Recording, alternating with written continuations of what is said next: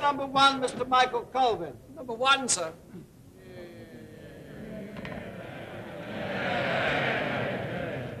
This morning I presided at a meeting of the Cabinet and had meetings with ministerial colleagues and others. In addition to my duties in this House, I shall be having further meetings later today. Mr. Michael Colvin. Mr. Speaker, the House will wish to congratulate my right honourable friend on being the first Allied leader to visit the Gulf since the successful cessation of hostilities. When he spoke to our forces there, he spoke for the whole nation. But could he now tell the House when we can expect our forces home so that we may give them the hero's welcome that they deserve? And would he agree that it might not be a bad idea for every serviceman and every servicewoman who we welcome home to send out to the Gulf 10 builders to assist with the reconstruction of Kuwait? Mr. Speaker, I can assure my honourable friends that we are making plans for an appropriate welcome home when the majority of our troops are back, and we will announce details of that quite soon, I hope. But I'm sure the House will be pleased to have the excellent news that our forces will start to return home this weekend. The first to come back will be medical reservists, including 205 General Hospital, who will be returning to Glasgow. The first Tornadoes and their crews and support staff will also be starting for home in a few days' time, and some ships are already on their way home.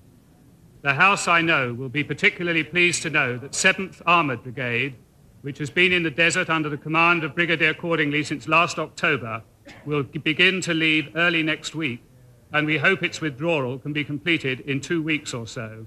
That brigade includes one of the Scottish regiments in the Gulf, the Royal Scots Dragoon Guards. My right honourable friend, the Secretary of State for Defence, will publish details later this afternoon. Roy Hatterslip.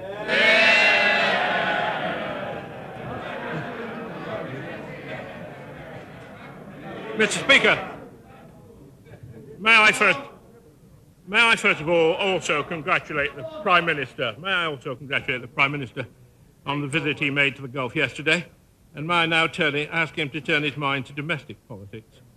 Why is Britain the only Western European economy in which manufacturing exports are falling, manufacturing output is falling, manufacturing investment is falling, and manufacturing employment is falling, all at the same time? I'm grateful to the right honourable gentleman for his opening remarks, but less so for the rest.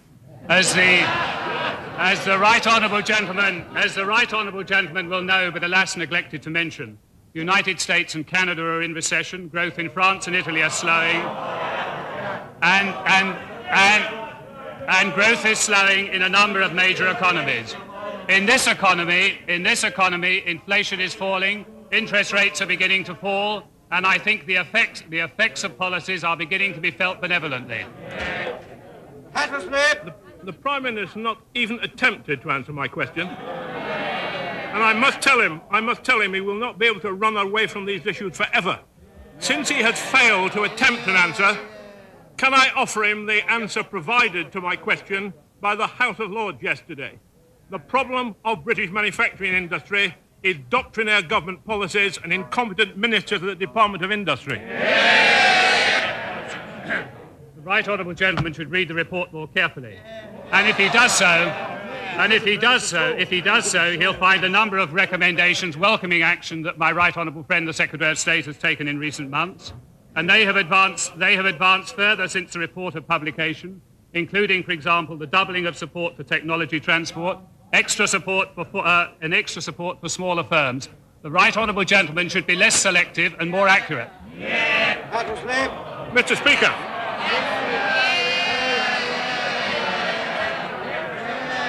Order! Mr. Roy Hattersley. Mr. Speaker, the Prime Minister must know that the two criticisms I quoted are exactly the view of the House of Lords. Indeed, I've no doubt that members of that other place, at least the least literate members of that other place, will regard the Prime Minister's answer as a bogus sham. Well, I never expected to find such a literate right honourable gentleman guilty of such tautology.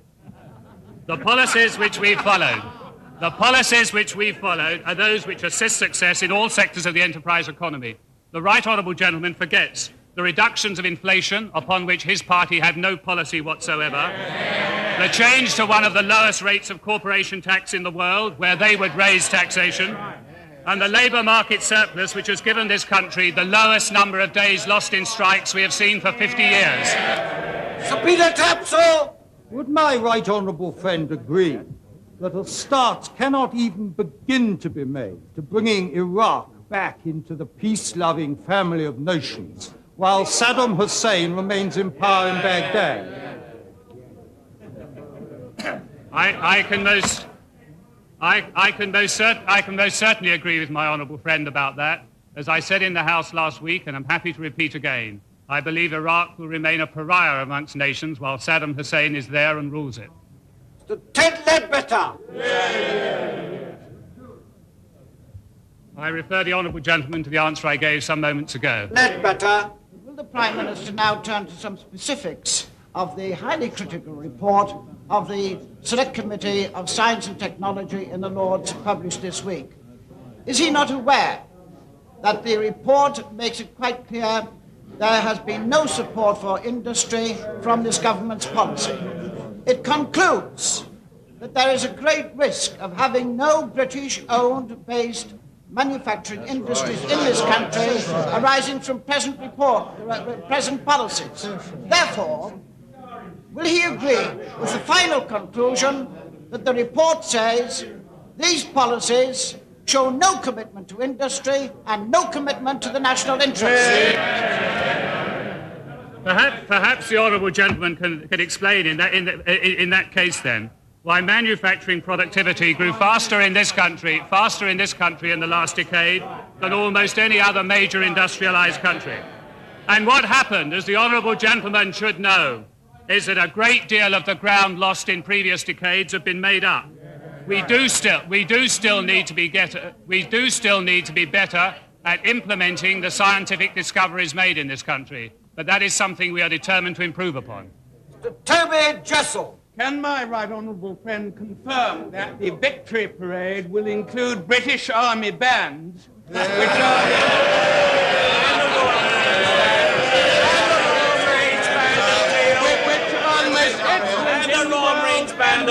trained at the Royal Military School of Music, Nether Hall,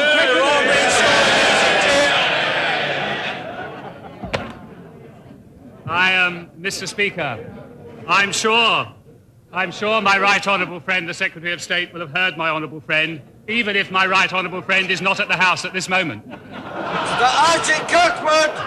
Number 3, sir. I refer the honourable gentleman to the answer I gave some moments ago. Mr. Kirkwood!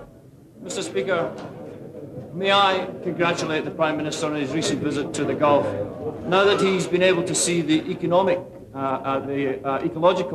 consequences of the Gulf for himself, would he not agree that it is now necessary to mount an ecological task force almost on the same scale as the military task force which was necessary to liberate Kuwait in order to deal with the consequences of the war? Would he now personally take an initiative to make sure that the United Nations takes an initiative on an international basis to make sure that the impact of the pollution that's been caused in the Gulf is dealt with quickly? I think the action necessary to cure the pollution in the Gulf will require an international effort. Quite how that is organised, I think, is a matter that is at the moment still open. The honourable gentleman will know that my right honourable friend, the Secretary of State, did make a cash donation towards that clearance yesterday. Mr. Philip Oppenheim. Bearing in mind the government's economic policy and bearing in mind that there are some people who are claiming that credit controls represent a painless cure for inflation, would my right honourable friend care to comment on where home buyers might come in the queue for credit under such a system, and how any way it could be effective without the reimposition of exchange controls? I think it is extremely unlikely that credit controls could make any worthwhile contribution whatsoever to economic management. They are in fact a legacy of the sort of economic management that existed in the 50s and to which the party opposite seem keen to return. Mr. Tom Clark. Number 4, Mr. Speaker. I have at present no plans to do so. Tom Clark. Does the Prime Minister recall that during his last brief visit to Edinburgh, he said that he wouldn't forget Lanarkshire? Given the huge job reductions we've seen since then, including 3,000 losses in the steel industry, is the Prime Minister not appalled about the state of employment training in Lanarkshire? There's a 32% reduction in funding, job losses for trainers, losses in places for trainees, including those with special needs, represent the government's commitment. Or will tomorrow the Prime Minister meet those people in Lanarkshire, real people with real problems, or is his visit simply a public relations charade? I'm sure the honourable gentleman will be interested to know that the Lanarkshire Working Group has been set up to coordinate action to tackle the problems facing Lanarkshire on the back of the steel job losses that there have been. It will meet for the first time on the 11th of January and will report to me around the end of April. Mr. Teddy Taylor. Mr. Speaker, would the Prime Minister agree that the admittedly serious problems in Lanarkshire and Scotland would become much worse if the House of Commons was daft enough to accept the Labour Party proposal for an elected assembly with tax-raising powers, which would simply steer jobs away from Scotland? I am in no doubt about that point. Were there to be a tax-raising assembly in Scotland, it would undoubtedly mean that Scotland would become the highest taxed part of the United Kingdom, and that in its turn would drive away the investment that has increasingly made Scotland much more efficient, effective and wealthy in the last decade. Mr. Graham Allen. Number 5, Mr. Speaker. I am making a series of visits to all parts of the country and very much hope to include Nottingham among them. Graham Allen. You'll be very welcome, Mr. Speaker. When the Prime Minister comes to Nottingham, will he make a point of meeting mothers and children who've been robbed of £2.30 by the failure of his government to link child benefit to the rise in inflation, arising from the deceitful words that were in the Conservative manifesto that we would continue to pay child benefit as now, it said in the Conservative manifesto. Would the Prime Minister now, for the first time, answer a question today, which he's avoided all the way through, but secondly, tell the House and tell mothers at home. May I continue, Mr. Speaker? I think the trouble is the honourable gentleman's making rather a meal of it. Would he tell mothers at home of his own complicity in drafting those very words in the 1987 manifesto that cheated those mothers and children? As the honourable gentleman knows, the government has an obligation to review child benefit annually and does so. On each occasion that child benefit has not been fully uprated, those on the lowest incomes have been fully compensated or more through other social security benefits. David Evans. Number 6, sir.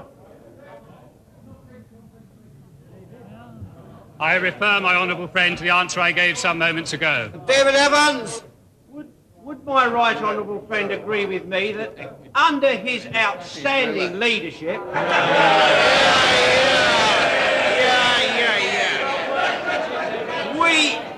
We have become a united party determined to defeat inflation and the party opposite when the general election comes. Could he tell me whether he approves of us all on this side paying our community charge? Could he tell me whether he approves of us on this side supporting the Prevention of Terrorism Act? Could he tell me on this side whether he approves of us supporting our troops in the Gulf? And if he does, isn't it in stark contrast to this lot who are busy scheming to remove their leader and his deputy through supper clubs, and if they all government, they must be... Order! I think that's enough. The Prime Minister.